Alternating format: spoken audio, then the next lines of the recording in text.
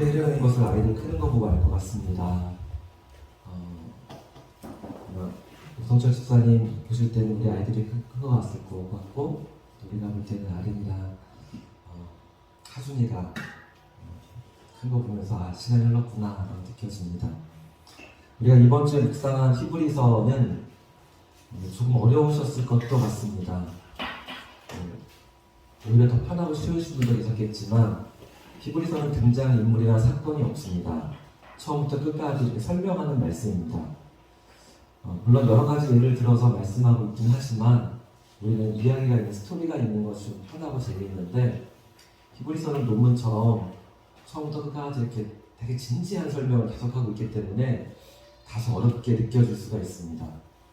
물론 또 한편으로는 구약 성경을 잘 아시는 분들은 굉장히 놀랍게 느껴지실 수도 있습니다. 예수 그리스도 안에서 구약에 있는 모든 말씀들을 이렇게 풀어주고 있어서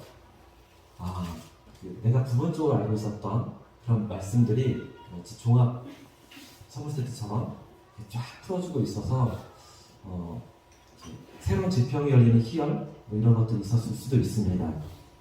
히브리서는 예수님에 대한 굉장한 통찰과 깨달음을 주는 말씀입니다.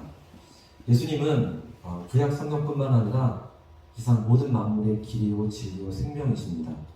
믿는 우리들에게는 이 세상을 이해하는 핵심, 키가 예수 그리스도입니다. 백문일답이라고 하는 말이 있습니다. 100가지 질문에 한 가지 대답이라는 뜻인데, 김중건 목사님이 살아계실 때 CCC 대학생 선교회가 여름 수련회를 이렇게 할 때 목사님이 인도하실 때 백문일답을 하셨습니다.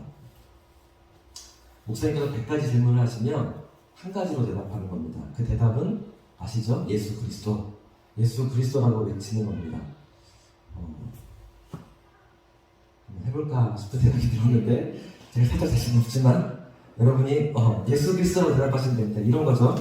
온 우주를 창조하신 분이 누구십니까? 예수 그리스도. 우리를 죄에서 구원하신 분이 누구십니까? 예수 그리스도. 우리 삶의 이유가 무엇입니까? 예수 그리스도. 우리 믿음이 누구에게 있습니까? 우리 예배를 받겠다 하신 분이 누구십니까? 우리를 우리보다 더 사랑하시는 분이 누구십니까? 이 땅을 통치하시고 다스리는 분이 누구십니까? 당시 CCC 대학생 선교회에서 여름 수련을 할 때 굉장히 대단했습니다. 수많은 사람들이 모일 수가 없어서 여름 해변에서 집회를 했는데, 이 집회의 가장 하이라이트는 이 백문일답. 목사님이 물으실 때마다 모든 사람들이 예수 그리스도라고 외치는 이 백문일답이었습니다.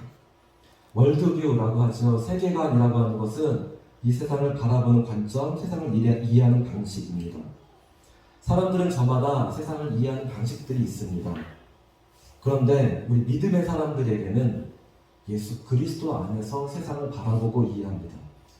태초에 천지를 창조하신 하나님이 온 땅을 다스리시고 우리 삶을 다스리시며 내가 살아가는 존재하는 이유와 목적 되신다라는 것입니다. 이런 성경적인 세계관 안에서 이 땅을 살아가고 있습니다. 히브리서는 구약의 세계관이 사실은 예수 그리스도였다라고 말해주는 겁니다. 신약을 시대를 살아가는 박해받는 성도들에게 예수님을 바라보라고, 예수님은 오래전부터 이 땅의 주인이셨다라고 말해주고 있는 겁니다. 또한 21세기를 살아가는 우리들에게 예수 그리스도를 통해서 온 땅을 바라보라고 말씀하고 있는 것입니다. 강남대학교 정문 앞에 태평양교회가 있습니다. 우리 교회와 같은 지방의 감리교회라서 제가 종종 방문하며 목사님과 가깝게 지내는데, 태평양교회가 조금은 특별한 것이 있습니다. 그것은 예배당을 미술관처럼 꾸며놓고 예배당에 항상 그림을 전시하는 겁니다. 크리스찬 화가들의 이렇게 그림을 정기적으로 이렇게 바꿔주면서 전시를 하고, 또 엽서를 만들어서 또 홍보도 하고, 누구나 와서 이렇게 그림을 감상할 수 있도록 조명과 음악과 이런 것들을 해놓고 있습니다. 제가 갈 때마다 새로운 그림들을 보는 즐거움이 있고, 또 목사님이 또 갈 때마다 그림을 설명도 해주시고 작가에 대해서 이야기도 해주시고 그림에 잘 모르는 부분도 이렇게 말씀을 해주십니다. 혹시 관심 있으시면 한번 가보셔도 좋습니다. 믿음의 사람들은 이 세상을 어떻게 바라보고 믿음의 사람들은 그것을 어떻게 그림으로 표현할까요? 크리스천 화가들도 여느 화가들처럼 똑같은 인물화를 그리고 풍경화를 그립니다. 똑같은 세상을 그리지만 자세히 바라보면 다른 것이 있습니다. 그 그림 속에 말씀이 담겨 있고 십자가가 있고 예수님의 모습이 숨겨져 있습니다. 그러나 자세히 보지 않으면 그림 참 좋다. 그리고 그냥 지나가기 쉽습니다. 자세히 보아야만 보입니다. 물론 어떤 그림은 처음부터 성화를 그렸던 경우도 있지만 때로는 의도하지 않았는데 우연하게 예수님의 모습이 화폭에 담기는 경우도 있습니다. 예를 들면 제가 그 작가의 이름을 기억하지는 못하는데 그분이 사용하던 팔레트, 이렇게 물감을 풀어서 붓으로 섞는 팔레트를 전시해 놓은 걸 보았습니다. 이분이 늘 그림 그릴 때 쓰는 팔레트인데 붓으로 계속 칠하고 있었는데 어느 순간에 보니까 그 팔레트 예수님의 모습이 싹 보이는 겁니다. 그분이 굉장히 놀라서 그림을, 팔레트를 이렇게 전시해 놓은 걸 저도 보았습니다.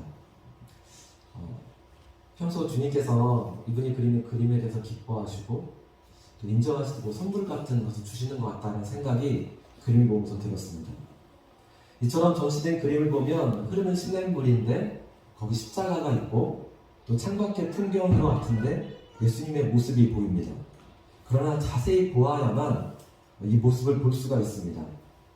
저는 그 그림을 보면서 우리가 우리 삶 속에서 하나님의 임재를 늘 느껴야 하는데 미처 깨닫지 못하고 지나갈 때가 많지 않은가라는 생각이 들었습니다. 그림을 보듯이 자세하게 보아야 합니다. 우리가 귀를 기울이면 우리에게 말씀하시는 세미한 음성이 들립니다. 기도하려고 눈을 감으면 우리를 품고 계시는 하나님의 모습이 보입니다. 하나님은 늘 우리와 함께 계신데 우리가 귀를 기울이고 또 하나님 앞에 마음을 모을 때 하나님의 다스리심과 통치하심들이 깨달아진다는 겁니다. 우리가 우리의 삶과 이 세상을 바라볼 때 예수님을 늘 볼 수 있어야 합니다. 지난주에 폴 킹혼, 이름이 좀 어렵죠? 폴 킹혼이 쓴 쿼크하우스 그리스도교라는 책을 아주 재밌게 읽었습니다. 부제가 종교와 과학에 대한 질문들입니다. 이 저자가 영국의 저명한 물리학자였습니다. 올해 초에 돌아가셨다고 써있던데 이 존 폴 킹혼은 캠브리지 대학의 수리 물리학자였습니다. 영국 왕립 회원이기도 했고 또 기사자기도 받은 분. 그러면 여러분 대충 아실 텐데 그만큼 저명한 과학자였는데 어느 날 이분이 과학자의 위치를 다 잡지 내려놓고 성공의 사제가 되었습니다. 존 폴 킹혼이 사제가 되겠다고 했을 때 동료 과학자들이 놀라며 물었습니다. 존, 왜 성직자가 되려는 거야? 자네가 어떻게 그리스도인이 된 거야? 연구소 식당에서 커피를 마시며 존은 그들의 질문에 설명하며 무엇에 근거해서 진리라고 생각하는지를 답해야 했습니다. 그러나 30분이라고 하는 짧은 대화로는 몇 가지 논지를 짚어주는 것 이상은 할 수 없었습니다. 그래서 후에 그가 자신이 기독교 신앙을 믿는 이유에 대해서 책으로 출판했는데 세계가 존재하는 방식이라고 하는 아주 거창한 이름을 붙였습니다. 그 외에도 주목할 만한 책들을 여러 권 썼기 때문에 종교계의 노벨상이라 불리는 템플턴상을 이분이 받기도 했습니다. 제가 이분의 책을 읽으며 흥미로웠던 이유는 어쩌면 저도 대학에서 물리학을 공부했기 때문인지도 모르겠습니다. 물론 저는 명목상의 물리학 학생이었지만 여전히 과학을 좋아하고 여전히 과학에 대한 이해가 빠른 편이기도 합니다. 제가 읽은 쿼크하우스 그리스도교라는 책도 이번에 손꼽히는 책 가운데 하나 아닙니다. 이 책에 이런 챕터가 하나 있습니다. 하나님은 존재하는가? 굉장히 심오한 질문을 이 사람이 스스로 하고 답변을 하는 겁니다. 물론 우리는 답변할 필요가 없죠. 우리는 진리라고 굳이 믿기 때문에 우리는 당연한 이야기이지만 신앙을 떠나서는, 신앙을 배제하고서는 하나님의 존재를 증명할 수는 없습니다. 물론 하나님이 없다고도 부정할 수 없는 이유도 하나님의 존재는 논리라든지 철학이나 이성의 영역이 아니기 때문에 그렇습니다. 그런데 과학자 입장에서 하나님의 존재를 설명해주고 있는 겁니다. 증명이라기보다는 하나님이 계실 수밖에 없는 과학적인 이유들을 그가 풀어줍니다. 신학적인 질문에 대한 과학적인 대답이 아니라 과학적인 질문에 대한 과학적인 대답이었습니다. 그는 온 우주가 왜 이렇게 특별한가라고 묻습니다. 전능하신 분이 창조했기 때문에 그런 것이 아닐까라고 그는 과학적으로 설명해 줍니다. 우리는 이 세상이 온 우주가 너무 익숙해서 신기한지를 거의 생각하지 않지만 우주는 경이로움으로 가득 차 있다는 겁니다. 138억 년 전에 소위 빅뱅이라고 하는 대폭발이 있었고 그것이 지금의 우주와 인류를 만들었다면 그것이 얼마나 놀라운 일인지를 과학적으로 하나씩 이야기를 해줍니다. 제가 이 자리에서 그걸 다 이야기할 수 없어서 안타깝지만 우리가 당연하게 여기는 우주가 얼마나 특별한지를 새삼스럽게 깨달았습니다. 가을이 하루가 다르게 깊어갑니다. 짙게 물든 단풍이 땅에 떨어져 있고 가을 하늘이 기막히게 아름답습니다. 저는 지난주에 하늘을 자주 올려다보았습니다. 하늘 자체만으로도 아름다운데 내 눈으로 바라보는 그 너머의 우주를 생각할 때 정말로 가슴이 벅차올랐습니다. 하나님을 향한 경외가 느껴졌습니다. 하늘을 바라보며 기도하고 싶다는 마음이 막 솟아올랐습니다. 히브리서는 박해받는 성도들에게 주시는 하나님의 말씀입니다. 초대교회 성도들은 시도 때도 없이 고난을 받았습니다. 히브리서는 그들에게 믿음이란 얼마나 놀라운 것인지를 말씀해 줍니다. 우리가 믿는 분이 누구인가? 예수 그리스도 그분이 얼마나 놀라운가를 말씀해 줍니다. 오늘 우리가 찬양했습니다. 내가 믿는 분 예수, 내가 속한 분 예수, 삶의 이유가 되시고 내 노래가 되시는 분, 정말 그렇습니다. 주님 손에 맡겨드리리, 주님 뜻 안에 살아가기를 원하는 거죠. 히브리서 1장 1절은 이렇게 말씀합니다. 옛적의 선지자들을 통하여 여러 부분과 여러 모양으로 우리 조상에게 말씀하신 하나님이 이 모든 날 마지막에는 아들을 통하여 우리에게 말씀하셨으니, 하나님은 아들을 통해서 말씀하셨습니다. 무엇을 말씀하셨습니까? 예수님에 대해서 말씀하셨습니다. 예수님을 통해서 예수님이 말씀하셨습니다. 예수님 이 땅에 보내심으로써 예수님이 직접적으로 말씀하신 것이죠. 오늘 우리가 읽은 말씀은 우리에게 완전한 대로 나아가라 라고 말씀해주고 있습니다. 그러므로 우리가 그리스도의 도의 초보를 버리고 죽은 행실을 회개함과 하나님께 대한 신앙과 세례들과 안수와 죽은 자의 부활과 영원한 심판에 관한 교훈의 털을 다시 닦지 말고 완전한 대로 나아갈지니라.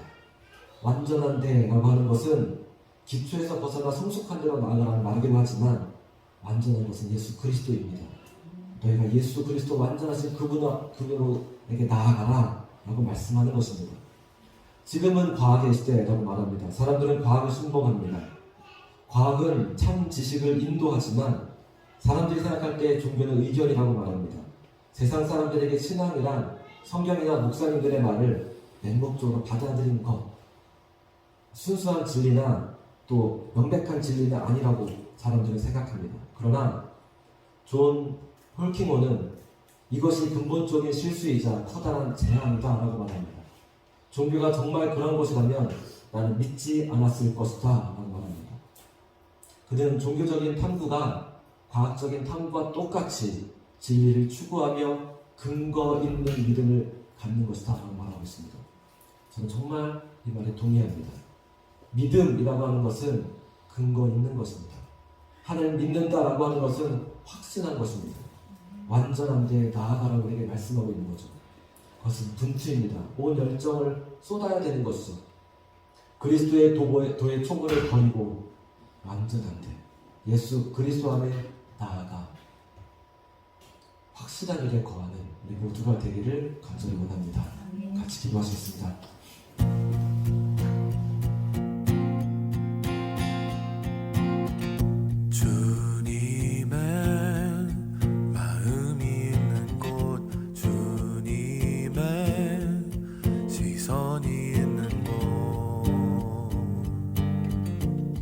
내가 있기 원하네.